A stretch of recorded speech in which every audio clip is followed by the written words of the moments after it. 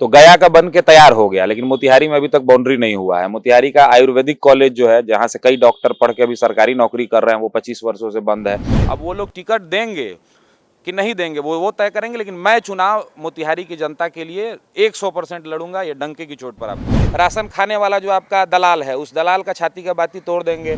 जो वहां का नेहरू स्टेडियम है जहां पे वो चलता है, वो वहां के खिलाड़ी, उसकी वजह से वहां के खेल खिलाड़ी को खेलने की जगह नहीं है। मोतिहारी में राशन लोगों को कट के मिल रहा है। जब मोदी जी नीतीश जी नहीं बोलते हैं राशन काटने के लिए, तो राशन क्यों कट के मिलता है? एक्चुअली आज तक 10th के बाद कोई काम किया नहीं, ना कोई धंधा, ना कोई रंगदारी, ना कोई ठेकेदारी। फुल टाइम का काम है पॉलिटिक्स, कोई चीज का फॉर्म ही नहीं भरा। तो हम भी अगर सब कुछ छोड़ के जनता के बीच में काम कर रहे हैं, तो अगर हम ये सपना देख रहे हैं कि हमको चुनाव लड़ना है, मोतिहारी के लिए कुछ करना है, मोतिहारी के लोगों के लिए कुछ करना है, सोसाइटी के लिए कुछ करना है, तो इसमें क्या गलत काम कर रहे हैं? गद्दारी करते हैं तो फिर हमको समाज गद्दार कहेगा। जैसे जैसे बिहार विधानसभा का चुनाव नजदीक आ रहा है, तमाम पॉलिटिकल पार्टियों की जो टेंशन है वो बढ़ गई है। भाजपा की भी जो टेंशन है वो बढ़ने वाली है, क्योंकि अब मोतिहारी सीट पर दावेदारी जो है वो ठोकते नजर आ रहे हैं। और ऐसे में देखिए किस तरीके से मोतिहारी का जो प्लान है वो बिहार विधानसभा के चुनाव को लेकर बिगड़ सकता है, क्योंकि दावेदारी जो है वो लगातार सामने आ रही है। फिलहाल देखिए हमारे साथ बातचीत करने के लिए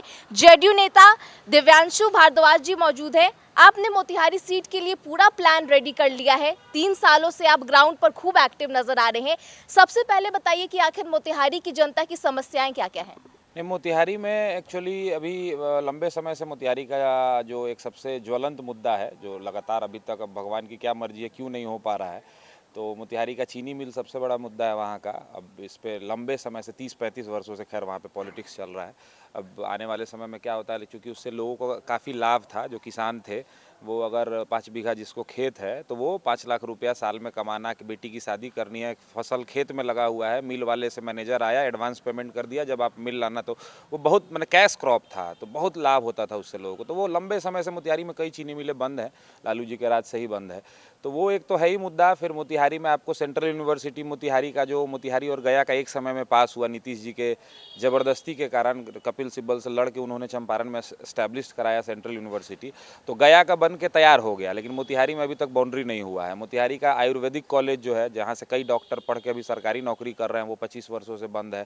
मोतिहारी का केंद्रीय विद्यालय जो है, जो सेंट्रल स्कूल है, वो 2003 के आसपास हमको लगता है एस्टैब्लिश्ड हुआ है, और उसके बाद से लगातार एक नेहरू स्टेडियम है, जो वहाँ खेल खिलाड़ियों को खेलने की जगह है, उसमें 3-4 कमरे के मकान में चल रहा है। आज तक उसको ज़मीन नहीं मिला कि भारत सरकार के सुविधा का लाभ लेके मोतिहारी के गरीब बच्चे जो हैं वो आगे बढ़ सकें, इंजीनियरिंग, मेडिकल और IAS IPS चंपारण का नाम आगे ले, वो अभी तक बड़े पैमाने पर बन नहीं पाया है।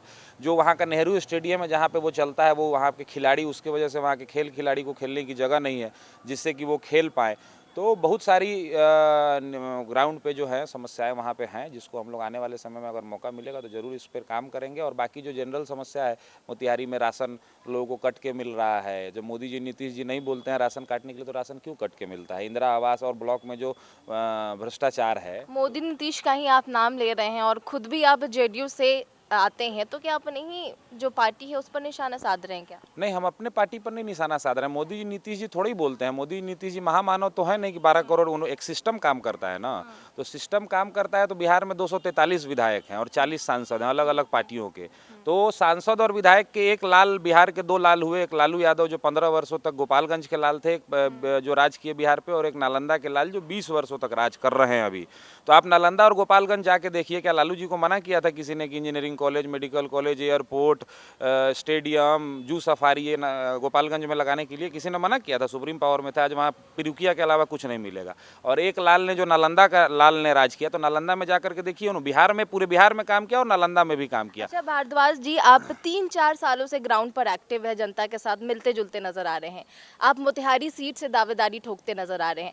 भाजपा के प्रमोद कुमार हैं, काफी लंबा उनका राजनीतिक करियर रहा है, कई टर्म के विधायक हैं, उनकी भी क्षेत्र में खूब अच्छी खासी पकड़ है। तो क्या लगता है उनके सामने टक्कर दे पाएंगे आप? एक्चुअली क्या है कि मोतिहारी में हम लोग लगातार 3 वर्षों से काम कर रहे हैं। मोतिहारी में जो 22 पंचायत है और 36 नगर निगम के 46 में से 36 नगर निगम के वार्ड मोतिहारी विधानसभा में आते हैं। पंचायतों में नौरंगिया, झिटकहियाँ, बरवा, धुरू, लखौरा, कटहा, रामगढ़वा, रायसिंगा, पटपड़िया, मलकोनिया, जमला, बसतपुर, संतपुर, लक्ष्मीपुर, हराज, थरघटवा, रुलही, सिरसा, गोढ़वा, मधुबनी घाट, बरदाहा, सलेमपुर, टिकैता, गोविंदपुर, पंडितपुर, पिपरा कोठी, पूरा याद कर लिया मझरिया, मतलब। जो मझरिया, बरकुरवा, बलथरवा, जो 22 पंचायत है हमारे यहाँ। हम लोग 308 वार्ड है। हम लोग 20 बार गए हैं सभी, और लोगों से मिले हैं। हम लोगों ने अपना परिचय दिया। मोतिहारी से निकले।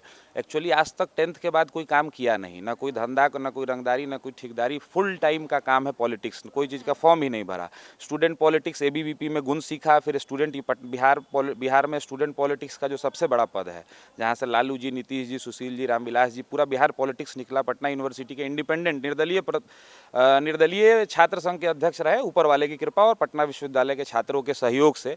फिर हम जेडीयू में नीतीश जी ने हमको यूथ विंग का अध्यक्ष बनाया, फिर मेन पार्टी में सेक्रेटरी रहे। अभी सबसे बूढ़ी कमेटी जो है राज्य कार्यकारिणी परिषद, तो उसके हम सदस्य हैं। तो एक पॉलिटिक्स में चुनाव लड़ने के लिए क्या क्वालिफिकेशन चाहिए? अगर आपको अपना कैरियर प्यारा है, तो हम भी अगर सब कुछ छोड़ के जनता के बीच में काम कर रहे हैं, तो अगर हम ये सपना देख रहे हैं कि हमको चुनाव लड़ना है, मोतिहारी के लिए कुछ करना है, मोतिहारी के लोगों के लिए कुछ करना है, सोसाइटी के लिए कुछ करना है, तो इसमें क्या गलत काम कर रहे हैं? प्रमोद जी ने क्या काम किया वो प्रमोद जी समझें, वो जनता समझेगी। जाके मोतिहारी की जनता जब वोट देने जाएगी, तब वो तय करेगी कि मेरे लिए प्रमोद जी अच्छे हो सकते हैं या जो भी उम्मीदवार उसके सामने हो।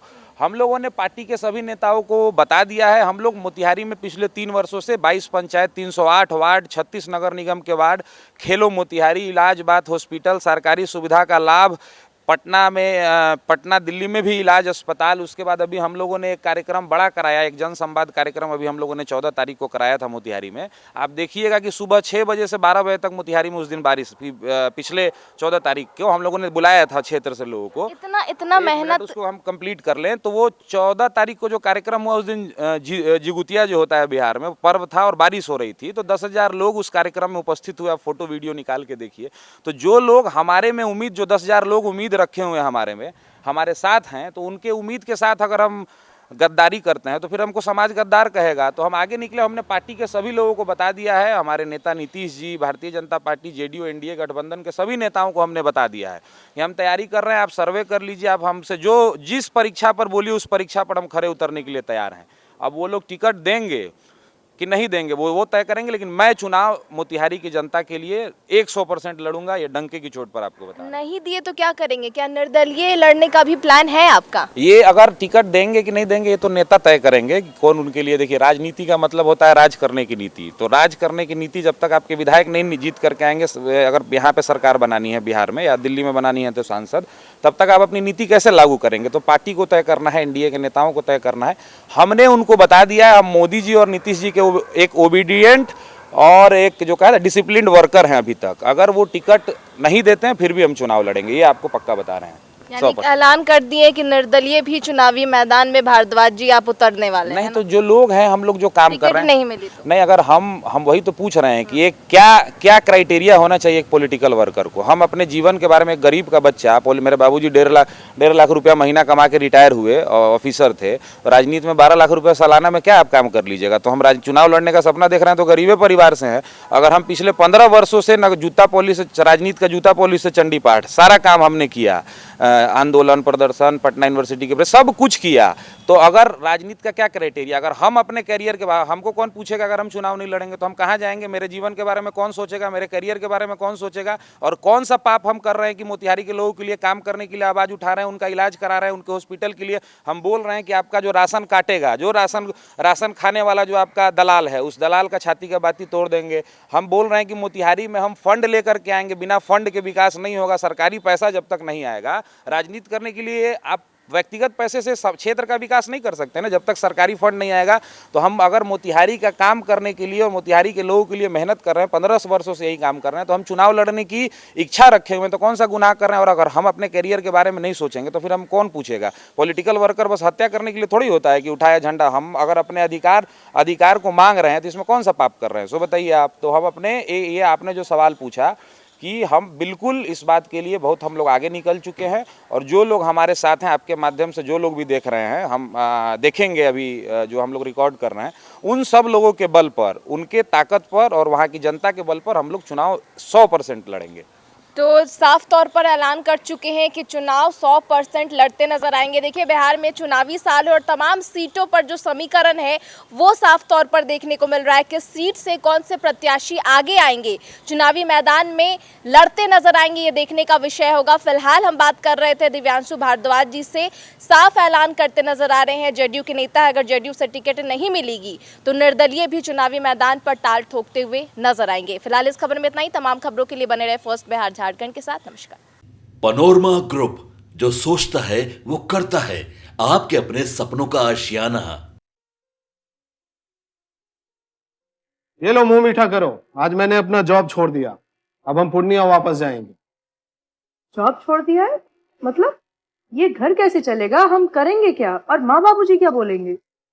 इसलिए मैं एक और मिठाई का डब्बा लाया, अपने बिजनेस के लिए लोन अप्रूव हो गया। अरे लोन अप्रूव हो गया वो तो ठीक है, लेकिन पूर्णिया में हम रहेंगे कहाँ? अपना घर भी तो नहीं है वहां। इसलिए तो एक और मिठाई का डब्बा अलग से लाया हूं। हमने पूर्णिया में घर ले लिया है, पूर्णिया के ई होम्स पैनोरमा में। पूर्णिया में पैनोरमा ग्रुप लेकर आए हैं ई होम्स पैनोरमा, बड़ा घर, आलीशान जिंदगी और अत्याधुनिक सुविधाओं के संग। अरे अरे, अब क्यों मुंह मीठा करवा रही हो? क्योंकि हम घर वापसी जो कर रहे हैं। घर वापसी की खुशी पूर्णिया में ई होम्स पैनोरमा के संग। ई homes panorama, luxurious lifestyle redefined.